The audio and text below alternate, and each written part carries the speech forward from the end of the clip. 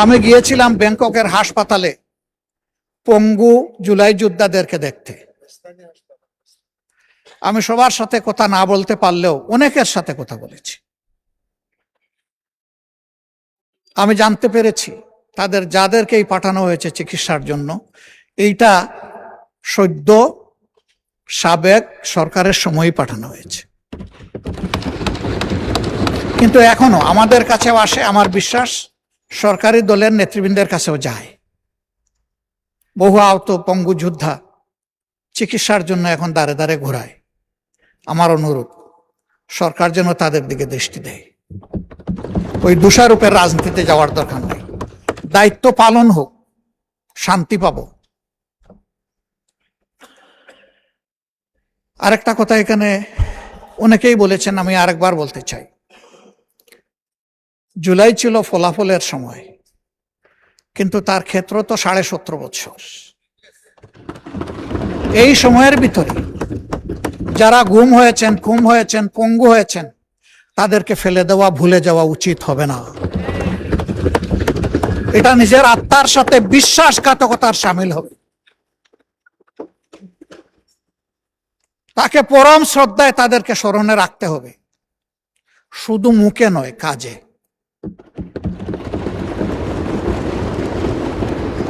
অন্তর্বর্তীকালীন সরকার জুলাইকে বিবেচনায় নিয়ে কিছু লোককে, কিছু পরিবারকে পাশে দাঁড়ানোর সিদ্ধান্ত নিয়েছে।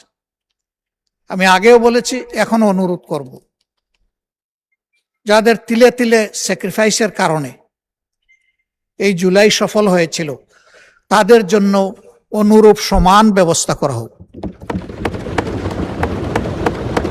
এতে যদি এখানকার সংসদ সদস্যদের তাদের কোনো ফ্যাসিলিটি কার্টেল করে ওইটা করতে হয়, আমি প্রথমে আমারটা অফার করছি। যাদের কারণে আজকের এই সংসদ, তাদের প্রতি আমাদের অবশ্যই দায়বদ্ধতা রয়েছে। এ দায় পরিশোধ করতেই হবে, এর কোনো বিকল্প নেই। শুধু জুলাইয়ের পঙ্গু নয়, সেই সময়ের পঙ্গুরা, আহতরা, গুলিবিদ্ধরা, যারা এখনো পিলেট আর বুলেট নিজের বডিতে নিয়ে তারা ঘুরাচ্ছেন, দিনরাত যন্ত্রণায় কাতরাচ্ছেন, কারো ঘাড়ে, কারো কোমরে, কারো বুকে, এগুলা সাক্ষী আমরা সবাই। তাদের প্রতি আমাদেরকে অ্যাটেনশন দিতে হবে।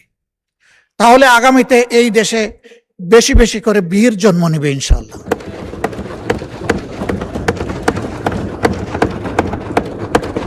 এখানেও আছেন একজন, তার সন্তানকে যখন আদালতে তোলা হচ্ছে, মা তখন পিঠ চাপিয়ে বলেছিল, ভয় পেও না। সেই মারা এগিয়ে আসবে।